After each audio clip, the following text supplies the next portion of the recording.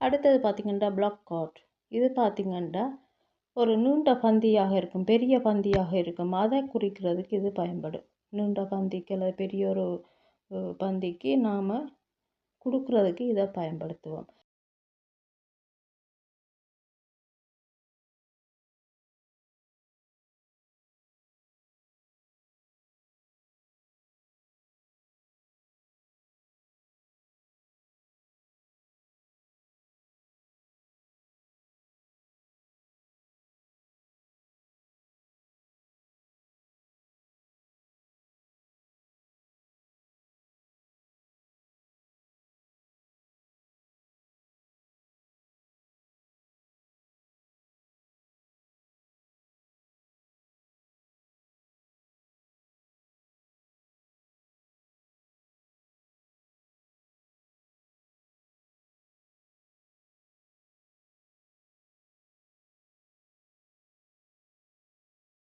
Q பார்த்திங்கன்னா ஏதாவது ஒரு உரையாடலின் அல்லது உரையின் அல்லது ஒரு பாட்டுக்கு அது அந்த கவிதை இதுகளுக்கு நாம் ஒரு மேற்கோள் போட்டு செய்வோம் இல்லையா?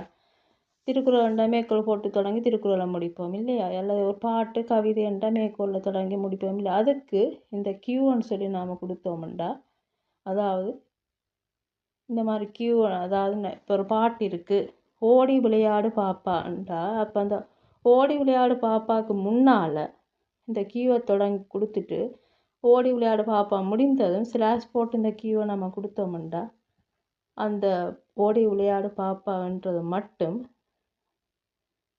மேற்கோள் குறியில் இருக்குது.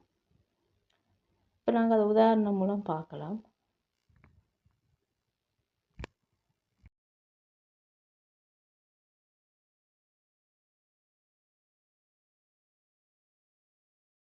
பிளாக் காட்டன் சொல்லி கொடுத்து, அப்புறம் பார்த்திங்கன்னா CIT கொடுத்து, அதுக்கப்புறம் ஈக்குவலில் கோட்டேஷனில் அந்த லிங்கை கொடுத்துருக்குறோம். இப்போ இதில் பார்த்திங்கன்னா பிளாக் காட் கொடுத்து, சைட் கொடுத்து, ஈக்குவல் கொடுத்து, ஒரு லிங்க் ஒன்று கொடுத்துட்டு, அதுக்கப்புறம் பேராகிராஃப் தொடங்கி என்ன நம்ம பேராகிராஃபில் கொடுக்க போகின்றோமோ அதையும் கொடுத்து, பேராகிராஃபை பார்த்திங்கன்னா ஸ்லாஷ் போட்டு க்ளோஸ் பண்ணிவிட்டு, அதுக்கப்புறம் பிளாக் கோட்டையும் ஸ்லாஷ் போட்டு க்ளோஸ் பண்ணுறோம்.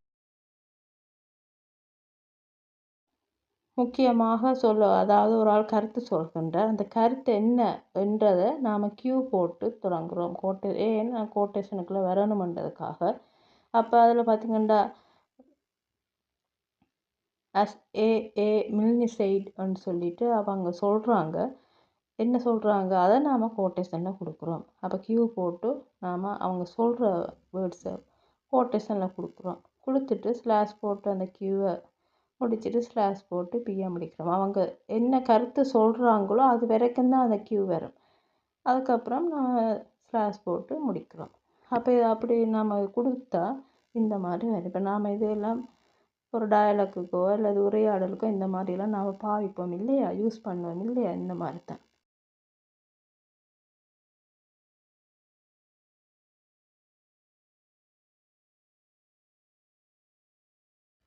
அடுத்து நாங்கள் பார்க்க இருக்கிறது சிட்டுவேஷன் அண்ட் டெஃபினிஷன். இது பார்த்திங்கன்னா இந்த மாதிரி CITE அப்படின்ட்டு இருக்கும். இது பார்த்திங்கன்னா ஒரு படைப்பாற்றலின் தலைப்பை இது குறிக்க பயன்படுகிறது.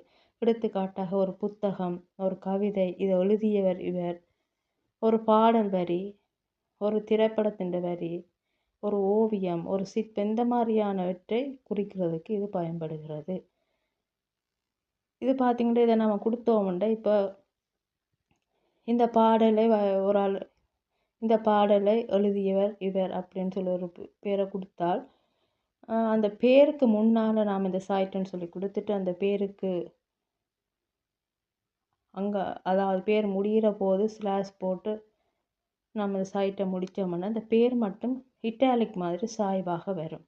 உங்களுக்கு இது ஒரு பாடல் வரி வருகிறது, ஒரு பந்தியில் ஒரு பாடல் வரி வருகிறது, அல்லது திருக்குறள் வருகிறது, ஏதோ ஒரு கவிதை வருகிறது என்றால் அந்த அது தொடங்குறதுக்கு முன்னால் இந்த மாதிரி கொடுத்துட்டு CITEன்னு சொல்லி கொடுத்துட்டு நாம் அந்த பாடலோ கவிதையோ அதை டைப் பண்ணிவிட்டு அதுக்கப்புறம் அது முடிய ஸ்லாஷ் போட்டு இந்த சிஐடின்னு சொல்லி கொடுத்தோம்னா அந்த பாடல் வரி மட்டும் இட்டாலிக் மாதிரி சாய்வாக இருக்கும்.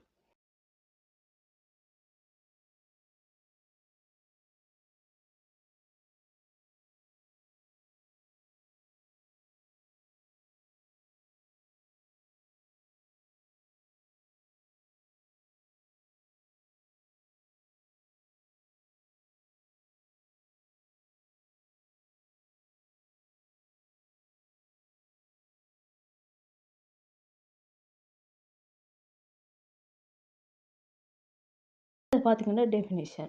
இது பார்த்தீங்கன்னா ஒன்றை வரையறை செய்ய அல்லது விவரிக்கிறதுக்கு இது பயன்படும். இருக்கிறது பார்த்தீங்கன்னா பிளாக் ஹோல், அதுக்கு டிஎஃப்என்னு சொல்லி கொடுத்துருக்கேன். இப்போ இந்த பிளாக் ஹோல் என்றால் என்னன்ற டெஃபினிஷன் தான் இப்போ நான் இங்கால பார்க்க போகிறது.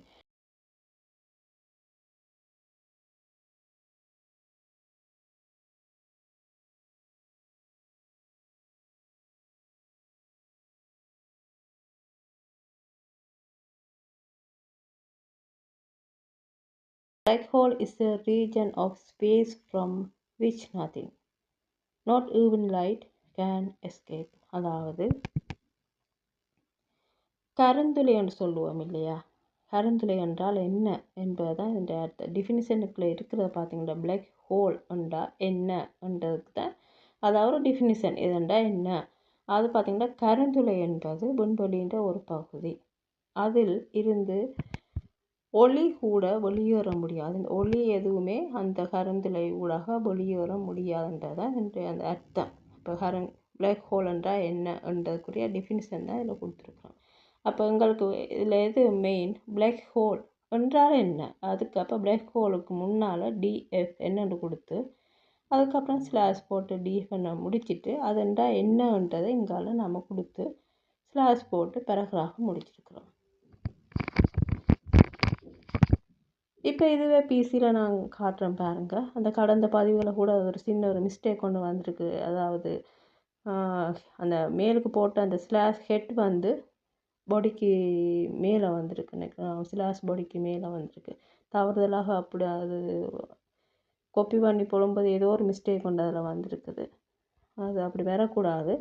ஹெட் எப்போவுமே பேசிக் பார்த்திங்கன்னா டாக்குமெண்ட் டைப் முதலாவது, அதுக்கப்புறம் ஹெச்டிஎம்எல், அதுக்கப்புறம் ஹெட், அதுக்கப்புறம் டைட்டில், அப்புறம் டைட்டில் ஸ்லாஷ் போட்டு நாம் க்ளோஸ் பண்ணுவோம். அதுக்கப்புறம் ஸ்லாஷ் போட்டு ஹெட்டை க்ளோஸ் பண்ணுவோம். அங்கே தான் அந்த ஹெட் வரும். இது ஏதோ தவறுதலாக கீழுக்கு வந்து விட்டது.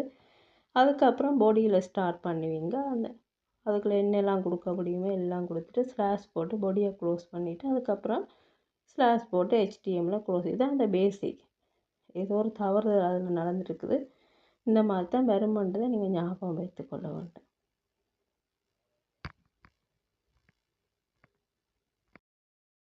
இப்போ இதுவே பிசியில் நான் காட்டுறேன் பாருங்கள். இப்போ இந்த மாதிரி வரும்.